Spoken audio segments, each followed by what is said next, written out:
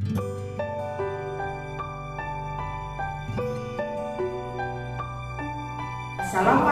warahmatullahi wabarakatuh. Apa kabar kalian hari ini anak-anak? Alhamdulillah, semoga kalian tetap sehat dan semangat belajar. Anak-anak, hari ini kita akan belajar organ pencernaan manusia. Mari kita perhatikan penjelasan Bunda berikut ini. Jangan lupa, yang penting dicatat ya.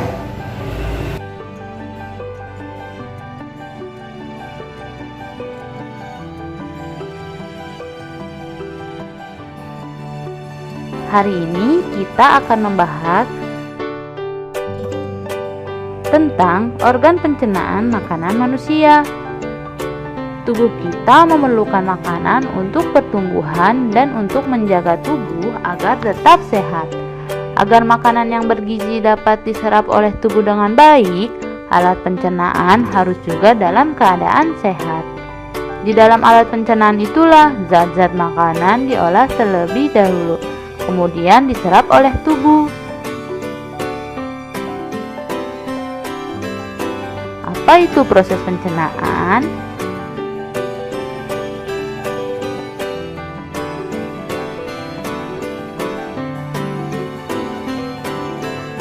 Proses pencernaan adalah proses penghancuran makanan menjadi zat-zat makanan yang dapat diserap tubuh.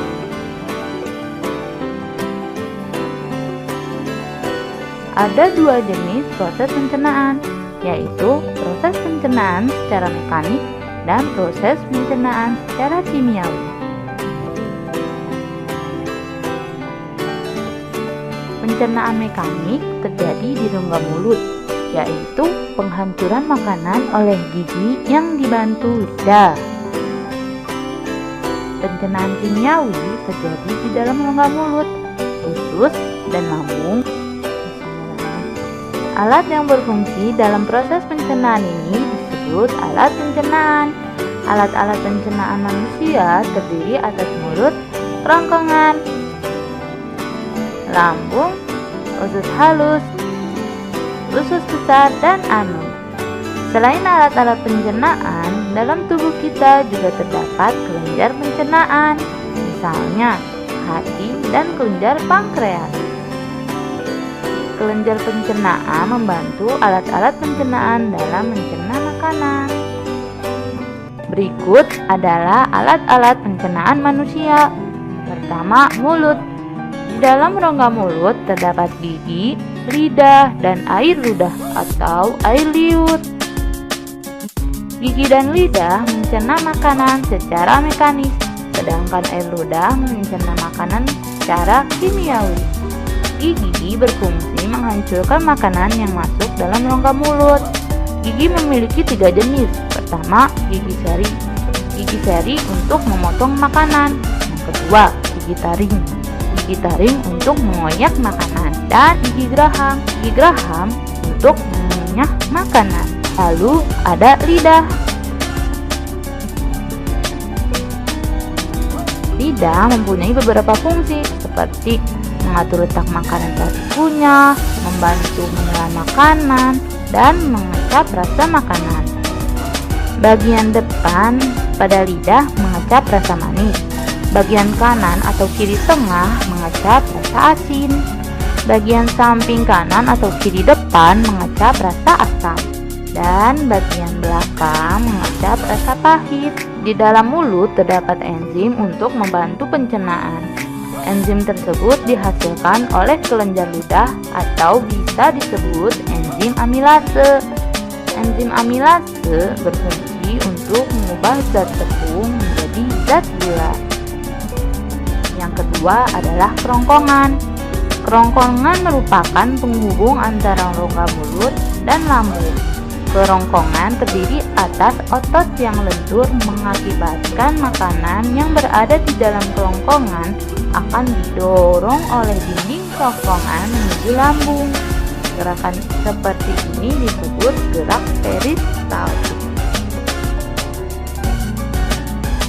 Yang ketiga adalah lambung. Di dalam lambung, makanan dicerna secara kimiawi.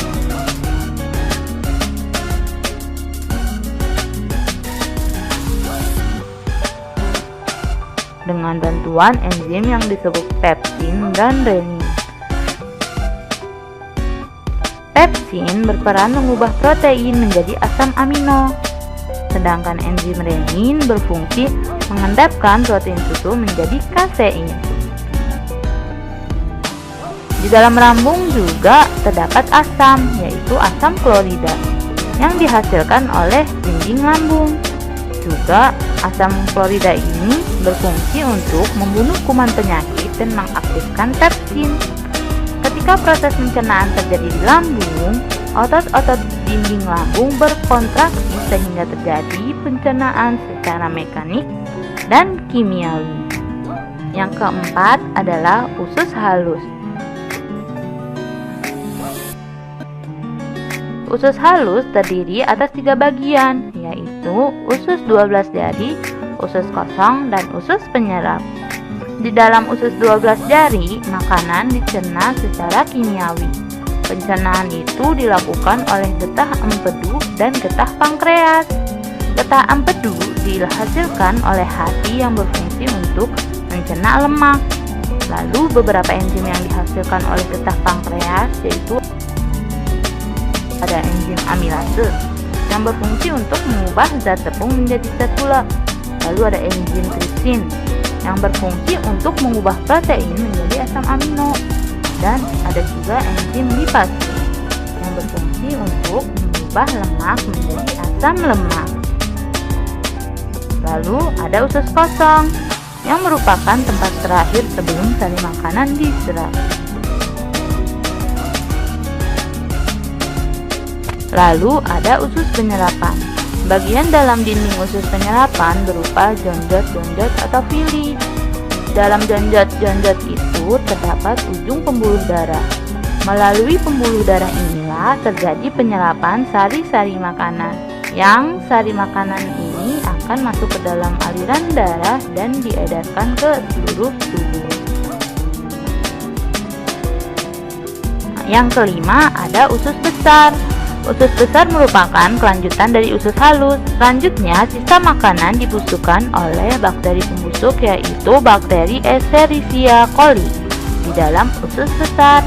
Hasil pembusukan berupa bahan padat, cair, dan gas.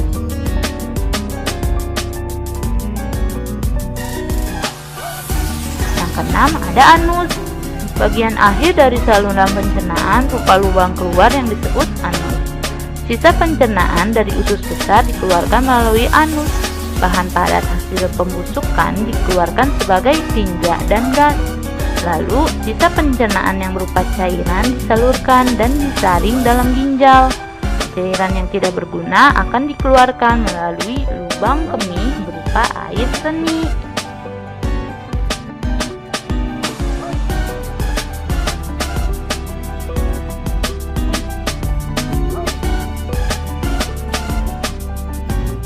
Lalu, bagaimana proses pencernaan makanan itu terjadi? Proses pencernaan makanan terjadi saat kita memasukkan makanan ke dalam rongga mulut. Di dalam rongga mulut, makanan akan dihancurkan menjadi ukuran yang lebih kecil, lalu dibantu juga oleh lidah. Setelah itu, makanan akan ditelan menuju kerongkongan. Nah, di kerongkongan ini akan terjadi gerakan peristaltik, yaitu gerakan meremas, dan mendorong makanan menuju lambung. Di lambung, makanan akan diproses secara kimiawi dan mekanik. Kimiawi oleh asam dan juga enzim, dan mekanik oleh dinding-dinding lambung. Selanjutnya, makanan akan menuju ke usus halus, yang terdapat ada usus 12 jari, usus kosong, dan usus penyerapan. Pertama akan memasuki usus 12 jari yang terdapat enzim dari pankreas dan juga empedu. Lalu melalui usus kosong dan menuju usus penyerapan. Di dalam usus penyerapan, sari-sari makanan akan bergerak menuju tonjolan-tonjolan atau villi yang di sini akan menyerap sari makanan itu. Karena di dalam tonjolan villi ini terdapat pembuluh darah yang akan mengedarkan sari-sari makanan menuju ke seluruh tubuh melalui pembuluh darah.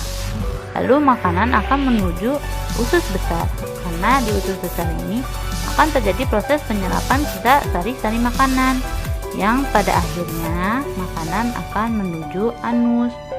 Selesailah proses pencernaan makanan yang terjadi seperti itu pada tubuh manusia. Terima kasih. Demikianlah anak-anak pembelajaran kita tentang organ pencernaan hari ini. Semoga kalian bisa memahami dengan baik. Sampai jumpa di pertemuan berikutnya. Tetap semangat dan tetap sehat.